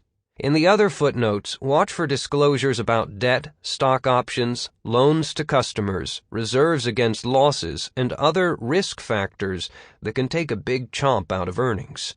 Among the things that should make your antennae twitch are technical terms like capitalized, deferred, and restructuring, and plain English words signaling that the company has altered its accounting practices, like began, change, and however. None of those words mean you should not buy the stock, but all mean that you need to investigate further. Be sure to compare the footnotes with those in the financial statements of at least one firm that's a close competitor to see how aggressive your company's accountants are. Read more. If you are an enterprising investor willing to put plenty of time and energy into your portfolio, then you owe it to yourself to learn more about financial reporting. That's the only way to minimize your odds of being misled by a shifty earnings statement. 3 solid books full of timely and specific examples are Martin Fridson and Fernando Alvarez's Financial Statement Analysis, Charles Mulford and Eugene Comiskey's The Financial Numbers Game, and Howard Schillett's Financial Shenanigans. Chapter 13. A comparison of 4 listed companies. In this chapter, we should like to present a sample of security analysis in operation. We have selected, more or less at random, 4 companies which are found successively on the New York Stock Exchange list. These are Eltra Corporation, a merger of Electric Autolite and Mergen-Taylor Linotype Enterprises; Emerson Electric Company, a manufacturer of electric and electronic products; Emery Air Freight, a domestic forwarder of air freight; and Emhart Corporation, originally a maker of bottling machinery only, but now also in builders' hardware. There are some broad resemblances between the 3 manufacturing firms, but the differences will seem more significant. There should be sufficient variety in the financial and operating data to make the examination of interest. In Table 13.1, found on the enhancement, we present a summary of what the 4 companies were selling for in the market at the end of 1970, and a few figures on their 1970 operations. We then detail certain key ratios, which relate on the one hand to performance and on the other to price. Comment is called for on how various aspects of the performance pattern agree with the relative price pattern. Finally, we shall pass the 4 companies in review, suggesting some comparisons and relationships, and evaluating each in terms of the requirements of a conservative common stock investor. The most striking fact about the 4 companies is that the current price-to-earnings ratios vary much more widely than their operating performance or financial condition. 2 of the enterprises, Eltra and Emhart, were modestly priced at only 9.7 times and 12 times the average earnings for 1968 through 1970, as against a similar figure of 15.5 times for the DJIA. The other 2, Emerson and Emery, showed very high multiples of 33 and 45 times such earnings. There is bound to be some explanation of a difference such as this, and it is found in the superior growth of the favored company's profits in recent years, especially by the freight forwarder. But the growth figures of the 2 firms were not unsatisfactory. For more comprehensive treatment, let us review briefly the chief elements of performance as they appear from our figures. 1. Profitability. A. All the companies show satisfactory earnings on their book value, but the figures for Emerson and Emery are much higher than for the other 2. A high rate of return on invested capital often goes along with a high annual growth rate in earnings per share. All the companies except Emery showed better earnings on book value in 1969 than in 1961, but the Emery figure was exceptionally large in both years. B. For manufacturing companies, the profit figure per dollar of sales is usually an indication of comparative strength or weakness. We use here the ratio of operating income to sales, as given in Standard & Poor's listed stock reports. Here again the results are satisfactory for all 4 companies, with an especially impressive showing by Emerson. The changes between 1961 and 1969 vary considerably among the companies. 2. Stability. This we measure by the maximum decline in per-share earnings in any one of the past 10 years, as against the average of the 3 preceding years. No decline translates into 100% stability, and this was registered by the 2 popular concerns. But the shrinkages of Eltra and Emhart were quite moderate in the poor year 1970, amounting to only 8% each by our measurement, against 7% for the DJIA. 3. Growth. The 2 low multiplier companies show quite satisfactory growth rates, in both cases doing better than the Dow Jones Group. The Eltra figures are especially impressive when set against its low price-to-earnings ratio. The growth is of course more impressive for the high multiplier pair. 4. Financial position. The 3 manufacturing companies are in sound financial condition, having better than the standard ratio of $2 of current assets for $1 of current liabilities. Emery Air Freight has a lower ratio, but it falls in a different category, and with its fine record, it would have no problem raising needed cash. All the companies have relatively low long-term debt. Dilution note. Emerson Electric had $163 million of market value of low-dividend convertible preferred shares outstanding at the end of 1970. In our analysis, we've made allowance for the dilution factor in the usual way, by treating the preferred as if converted into common. This decreased recent earnings by about 10 cents per share, or some 4%. 5. Dividends. What really counts is the history of continuance without interruption. The best record here is Emhart's, which has not suspended a payment since 1902. Eltra's record is very good. Emerson's quite satisfactory. Emery Freight is a newcomer. The variations in payout percentage do not seem especially significant. Current dividend yield is twice as high on the cheap pair as on the dear pair, corresponding to the price-to-earnings ratios. 6. Price history. The listener should be impressed by the percentage advance shown in the price of all 4 of these issues, as measured from the lowest to the highest points during the past 34 years. In all cases, the low price has been adjusted for subsequent stock splits. Note that for the DJIA, the range from low to high was on the order of 11 to 1. For our companies, the spread is varied from only 17 to 1 for Emhart to no less than 528 to 1 for Emery Air Freight.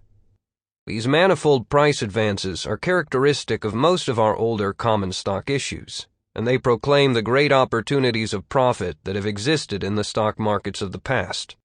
But they may indicate also how overdone were the declines in the bear markets before 1950, when the low prices were registered. Both Eltra and Emhart sustained price shrinkages of more than 50% in the 1969 through 70 price break. Emerson and Emery had serious but less distressing declines. The former rebounded to a new all-time high before the end of 1970, the latter in early 1971. General observations on the four companies. Emerson Electric has an enormous total market value, dwarfing the other three companies combined. It is one of our goodwill giants, to be commented on later. A financial analyst blessed, or handicapped, with a good memory will think of an analogy between Emerson Electric and Zenith Radio, and that would not be reassuring. For Zenith had a brilliant growth record for many years. It too sold in the market for $1.7 billion in 1966, but its profits fell from $43 million in 1968 to only half as much in 1970. And in that year's big sell-off, its price declined to 22.5 against the previous top of 89. High valuations entail high risks. Emery Air Freight must be the most promising of the four companies in terms of future growth, if the price-to-earnings ratio of nearly 40 times its highest reported earnings is to be even partially justified. The past growth, of course, has been most impressive, but these figures may not be so significant for the future if we consider that they started quite small, at only $570,000 of net earnings in 1958. It often proves much more difficult to continue to grow at a high rate after volume and profits have already expanded to big totals. The most surprising aspect of Emery's story is that its earnings and market price continued to grow apace in 1970, which was the worst year in the domestic air passenger industry. This is a remarkable achievement indeed, but it raises the question whether future profits may not be vulnerable to adverse developments through increased competition, pressure for new arrangements between forwarders and airlines, etc. An elaborate study might be needed before a sound judgment could be passed on these points, but the conservative investor cannot leave them out of his general reckoning. Emhart and Eltra. Emhart has done better in its business than in the stock market over the past 14 years. In 1958, it sold as high as 22 times the current earnings, about the same ratio as for the DJIA. Since then, its profits tripled, as against a rise of less than 100% for the Dow.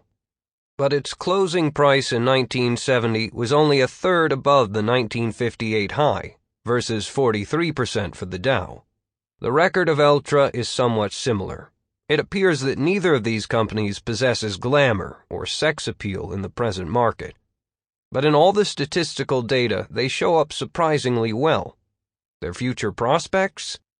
We have no sage remarks to make here. But this is what Standard & Poor's had to say about the four companies in 1971. Eltra. Long-term prospects.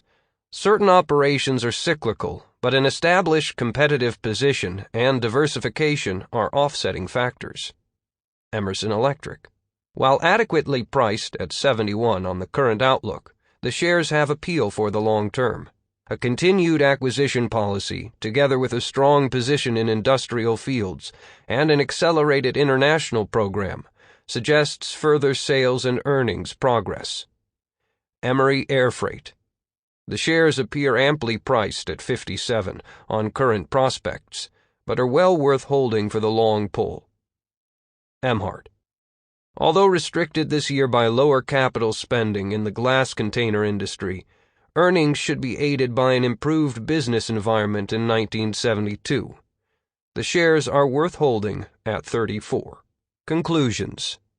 Many financial analysts will find Emerson and Emery more interesting and appealing stocks than the other two, primarily perhaps because of their better market action, and secondarily because of their faster recent growth in earnings.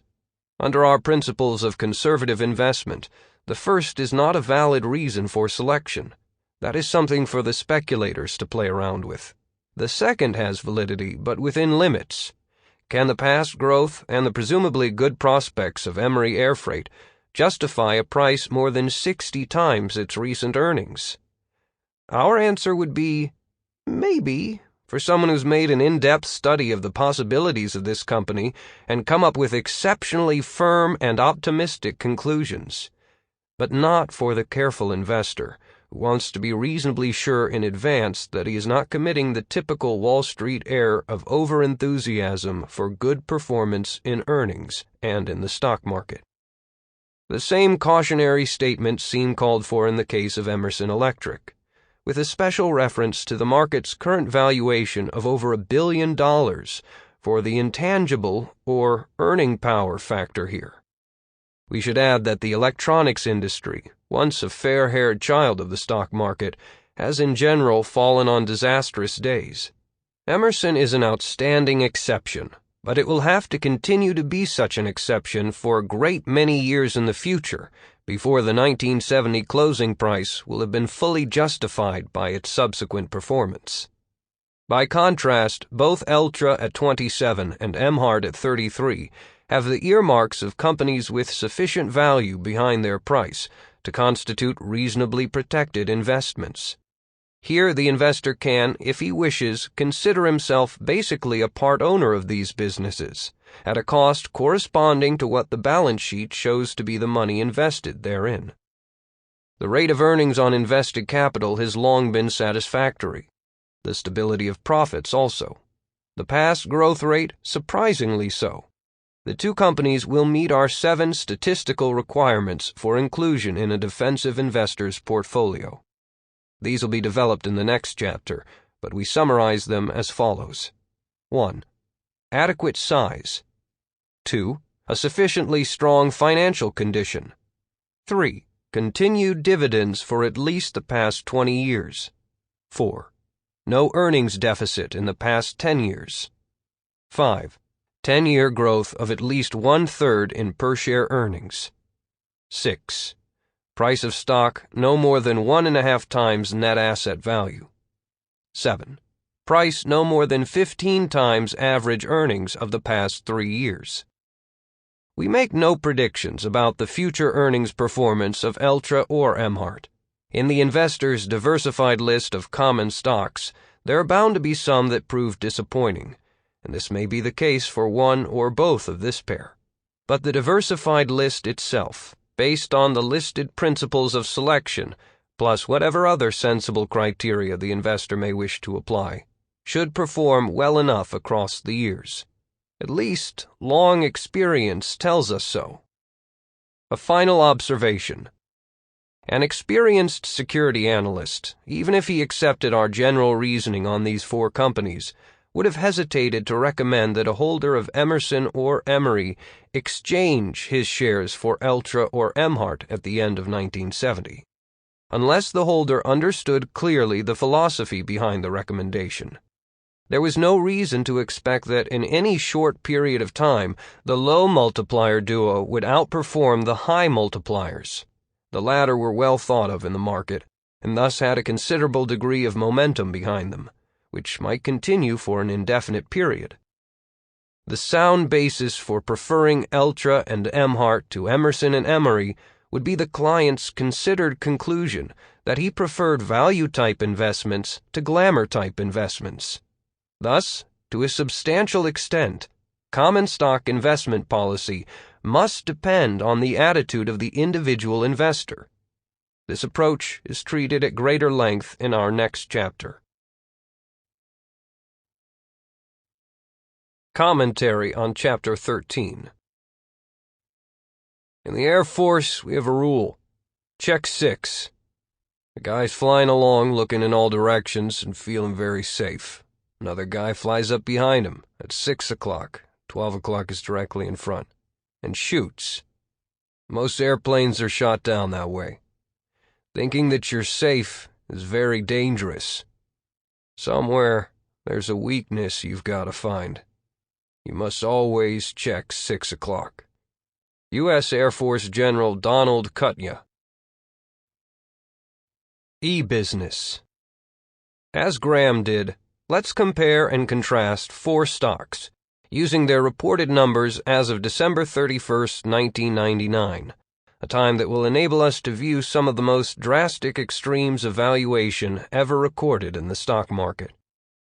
Emerson Electric Company, ticker symbol EMR, was founded in 1890 and is the only surviving member of Graham's original quartet. It makes a wide array of products, including power tools, air conditioning equipment, and electrical motors. EMC Corporation, ticker symbol EMC, dates back to 1979 and enables companies to automate the storage of electronic information over computer networks. Expeditors International of Washington, Incorporated, ticker symbol EXPD, founded in Seattle in 1979, helps shippers organize and track the movement of goods around the world. Exodus Communications Incorporated, ticker symbol EXDS, hosts and manages websites for corporate customers, along with other internet services. It first sold shares to the public in March 1998. This table summarizes the price, performance, and valuation of these companies as of year-end 1999, and it can be found on the enhancement. Electric, not electrifying. The most expensive of Graham's 4 stocks, Emerson Electric, ended up as the cheapest in our updated group. With its base in old economy industries, Emerson looked boring in the late 1990s. In the internet age, who cared about Emerson's heavy-duty wet-dry vacuums? The company's shares went into suspended animation. In 1998 and 1999, Emerson's stock lagged the S&P 500 index by a cumulative 49.7 percentage points, a miserable underperformance. But that was Emerson the stock. What about Emerson the company?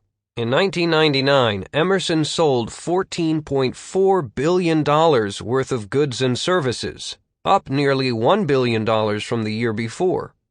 On those revenues, Emerson earned $1.3 billion in net income, or 6.9% more than in 1998.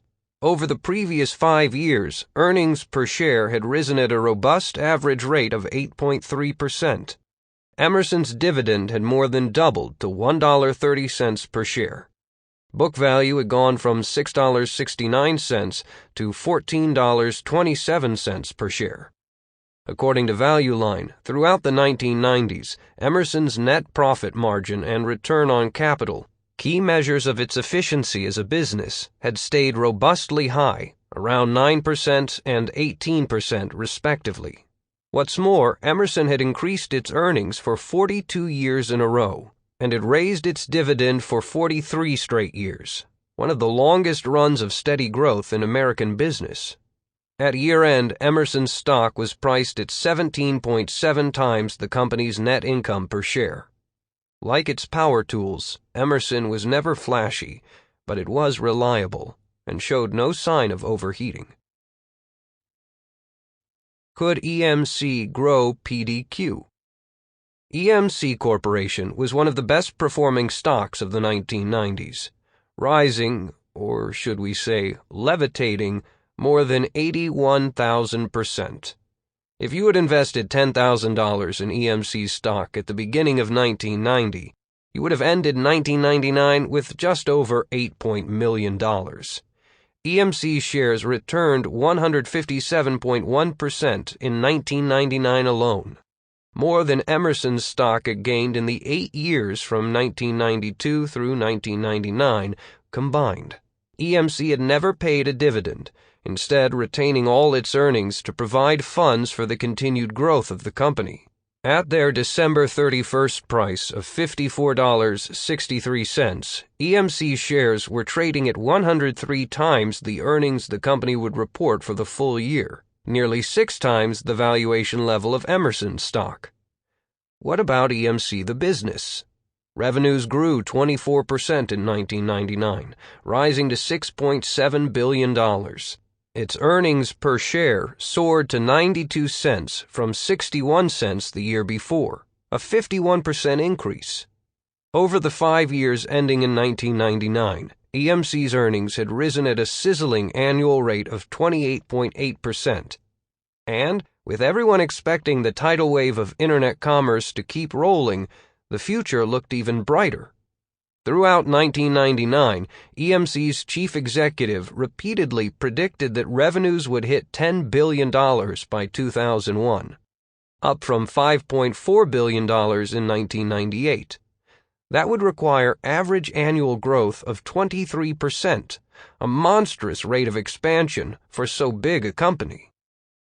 But Wall Street's analysts and most investors were sure EMC could do it.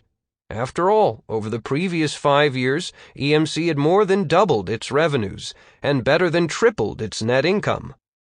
But from 1995 through 1999, according to Value Line, EMC's net profit margin slid from 19% to 17.4%, while its return on capital dropped from 26.8% to 21%. Although still highly profitable, EMC was already slipping. And in October 1999, EMC acquired Data General Corporation, which added roughly $1.1 billion to EMC's revenues that year. Simply by subtracting the extra revenues brought in from Data General, we can see that the volume of EMC's existing businesses grew from $5.4 billion in 1998 to just $5.6 billion in 1999, a rise of only 3.6%. In other words, EMC's true growth rate was almost nil, even in a year when the scare over the Y2K computer bug had led many companies to spend record amounts on new technology. A simple twist of freight. Unlike EMC, Expeditors International hadn't yet learned to levitate. Although the firm's shares had risen 30% annually in the 1990s, much of that big gain had come at the very end, as the stock raced to a 109.1% return in 1999.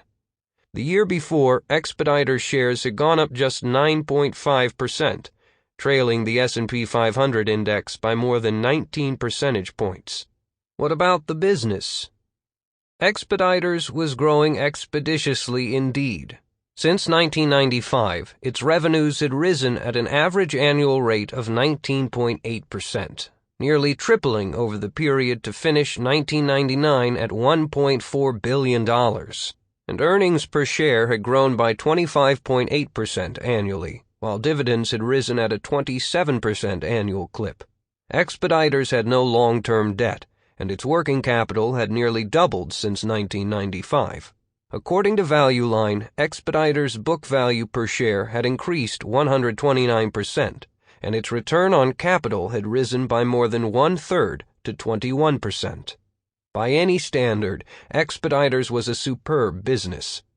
But the little freight forwarding company, with its base in Seattle and much of its operations in Asia, was all but unknown on Wall Street. Only 32% of the shares were owned by institutional investors. In fact, Expeditors had only 8,500 shareholders. After doubling in 1999, the stock was priced at 39 times the net income Expeditors would earn for the year. No longer anywhere near cheap, but well below the vertiginous valuation of EMC. The Promised Land? By the end of 1999, Exodus Communications seemed to have taken its shareholders straight to the land of milk and honey. The stock soared 1,005.8% in 1999, enough to turn a $10,000 investment on January 1st into more than $110,000 by December 31st. Wall Street's leading internet stock analysts, including the hugely influential Henry Blodgett of Merrill Lynch, were predicting that the stock would rise another 25% to 125% over the coming year.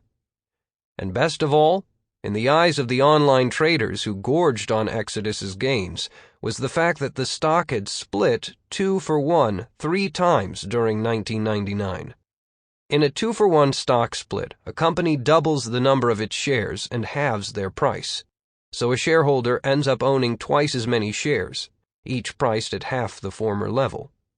What's so great about that? Imagine that you handed me a dime, and I then gave you back 2 nickels and asked, "Don't you feel richer now?" You would probably conclude either that I was an idiot or that I had mistaken you for one. And yet, in 1999's frenzy over dot-com stocks, online traders acted exactly as if 2 nickels were more valuable than 1 dime. In fact, just the news that a stock would be splitting 2-for-1 could instantly drive its shares up 20% or more. Why? Because getting more shares makes people feel richer. Someone who bought 100 shares of Exodus in January watched them turn into 200 when the stock split in April. Then those 200 turned into 400 in August. Then the 400 became 800 in December. It was thrilling for these people to realize that they had gotten 700 more shares just for owning 100 in the first place. To them, that felt like found money, never mind that the price per share had been cut in half with each split.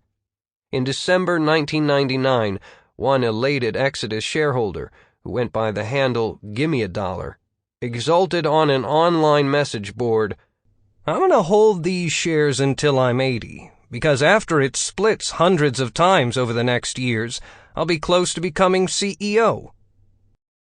What about Exodus the business? Graham wouldn't have touched it with a 10-foot pole and a hazmat suit. Exodus's revenues were exploding, growing from $52.7 million in 1998 to $242.1 million in 1999. But it lost $130.3 million on those revenues in 1999, nearly double its loss the year before. Exodus had $2.6 billion in total debt, and was so starved for cash that it borrowed $971 million in the month of December alone. According to Exodus's annual report, that new borrowing would add more than $50 million to its interest payments in the coming year. The company started 1999 with $156 million in cash, and even after raising $1.3 billion in new financing, finished the year with a cash balance of $1 billion, meaning that its businesses had devoured more than $400 million in cash during 1999. How could such a company ever pay its debts? But of course, online traders were fixated on how far and fast the stock had risen, not on whether the company was healthy. "This stock," bragged a trader using the screen name of Launchpad 1999, "will just continue climbing to infinity and beyond." The absurdity of Launchpad's prediction, "What is beyond infinity?" is the perfect reminder of one of Graham's classic warnings. Today's investor, Graham tells us, is so concerned with anticipating the future that he is already paying handsomely for it in advance. Thus, what he has projected with so much study and care may actually happen and still not bring him any profit. If it should fail to materialize to the degree expected, he may in fact be faced with a serious, temporary, and perhaps even permanent loss. Where the E's ended up. How did these 4 stocks perform after 1999? Emerson Electric went on to gain 40.7% in 2000, although the shares lost money in both 2001 and 2002. They nevertheless ended 2002 less than 4% below their final price of $19.99. EMC also rose in 2000, gaining 21.7%, but then the shares lost 79.4% in 2001 and another 54.3% in 2002. That left them 88% below their level at year-end 1999. What about the forecast of $10 billion in revenues by 2001? EMC finished that year with revenues of just $7.1 billion and a net loss of $508 million. Meanwhile, as if the bear market did not even exist, Expeditors International shares went on to gain 22.9% in 2000, 6.5% in 2001, and another 15.1% in 2002, finishing that year nearly 51% higher than their price at the end of 1999. Exodus's stock lost 50